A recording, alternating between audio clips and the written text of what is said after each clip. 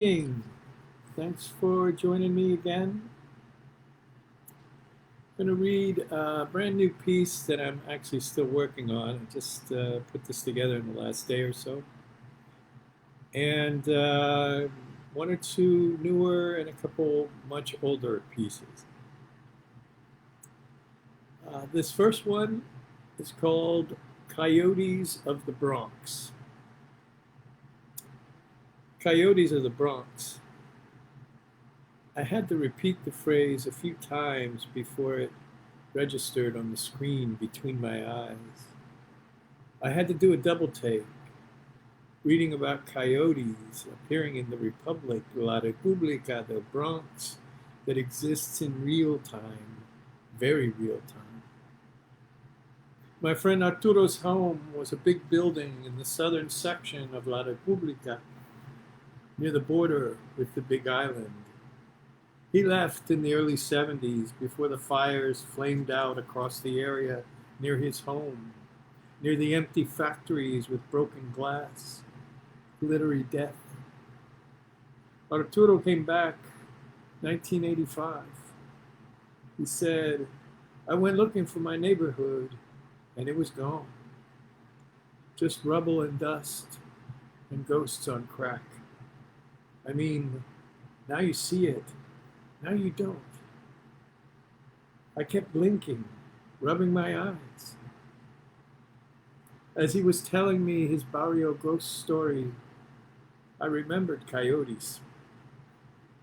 I first heard them howling a few yards beyond my uncle's backyard in Tucson, Arizona, 1978. Hairs on the back of my neck stood up. My next coyote sighting a few weeks later, at night on a mesa outside of the city, with three equally stoned Arapahoes, who were generally hilarious. The three native comedians enjoyed my jumpy reactions to the nighttime desert sounds, especially the sudden appearance of coyotes in the near distance. I'd see them and turn to say, hey, look, man. Turn around, they were gone. A matter of seconds. I kept looking and looking, even walking in their direction. Nada. Not a damn thing. Happened at least a dozen times in the course of a happily deranged mushrooms at midnight extravaganza. Now you see them. Now you don't. And now they're here in La República. Hiding in the deep forests, hunting at night. Plenty of good eats. Our new old neighbors are mostly part wolf, maybe descendants of the first wolf neighbors of Lenape communities of the Big Island. And like the Lenape, the wolves were killed or forced out, further and further, until they seemed to disappear into thin air. Thin, blood-soaked air. Now you see them. Now they see you.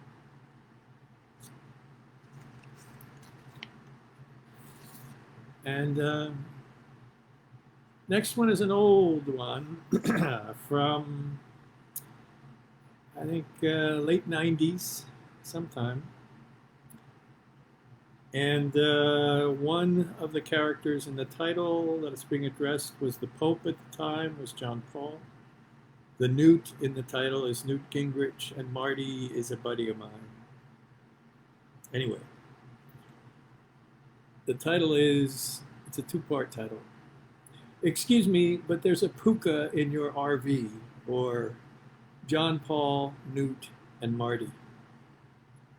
A man in silk robes lives in a mansion, spits broken glass as he lectures and complains about American materialism. Nightstick rainbow, high tide leaves watery children crying vapor. Angry drunken hats call for reform. They elect enormous hairy carbuncle as minister of Darwinian plutonium. He favors family values. Strange friend swollen with mist, breaks window with lead pipe, wrong house, pleads non-compass Graceland. Oops. And here's a short one from just a couple years ago called Grateful. A long back road near a gravel pit, northern PA. Small red fox hopping for a mouse in the snow. Only bit of color on a gray afternoon. Grateful for red foxes that fight the weight of winter and grayness. And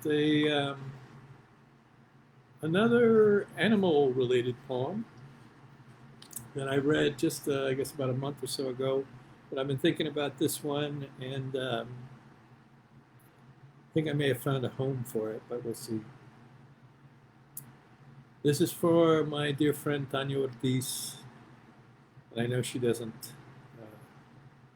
go to Facebook anymore, but this is The Mourning Cat, Mourning.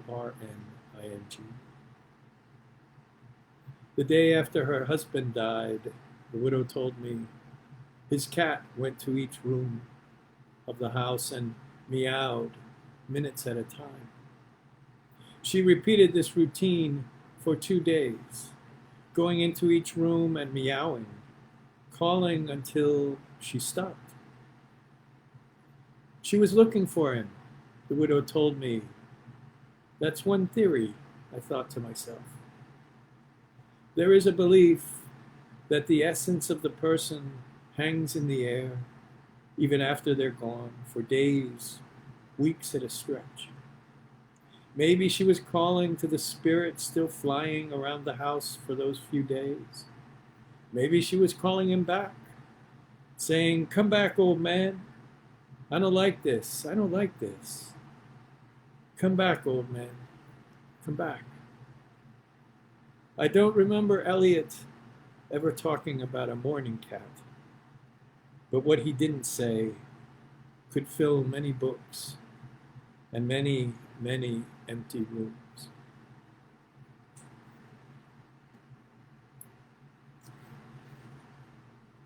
And this is another one I have read before here, I'm pretty sure. But I was reminded of it by my friend Johnny Rose. Hermana, this one's for you. Make sure you check this out. This piece was published about 15 years ago or so, give or take a few, in the Patterson Review. And this is about Puerto Rico. Missing you, as usual, in the wintertime. Hidden in the trunk of the Ausubo, floating through the house in Las Lomas, riding the blood blossoms of the flamboyant inside the guitar, Boricua, Puerto Rican, Latino, Hispanic. All these words don't catch the smell or spark or the goosebump charged volt rumbling up my spine and through my head when I think of you, Borinquen, Puerto Rico, and I think of you, Puerto Rico. As I sit in front of this computer screen, wrestling articles out of actions, statistics, subtle assaults, and the sulfurous vapor coming out of politicians' mouths, I dream of you, my beautiful, brilliant, deranged country. I make do, trying to help my young cousins deal with the language of industrial consonants, the language of Shakespeare, Updike, and of Espada and Soto, of Martin Luther King, and of English-only paranoia, the language of lynching. I remember sea breezes when I shot the bodega for cafe puro, bacalao, candles with San Lazaro, and enormous plastic dolls wrapped in clear sheets, enormous Indian chief figures designed as if there were still Tainos in Puerto Rico, and the secret is there are. There in Vega's, quote, Spanish-American grocery, unquote. There in my mother's house. There on the street in front of the church on Market Street. Inside the Jautilla. In the air above the cinnamon-colored girls laughing in the doorway. In the roar of the engines gunning down Dairy Street. I see you, Mourning Cat. I cry for you, and my blood that has returned to your earth, Puerto Rico, for Abuelo, Mom, for Tio Raul, and the things not here, not now, not within reach. Puerto Rico, I'll be looking for you again tonight. And that's it. Thanks for checking in. Things are moving along on a couple projects that I hope to be talking to you about soon. So stay safe, be good, cuídate.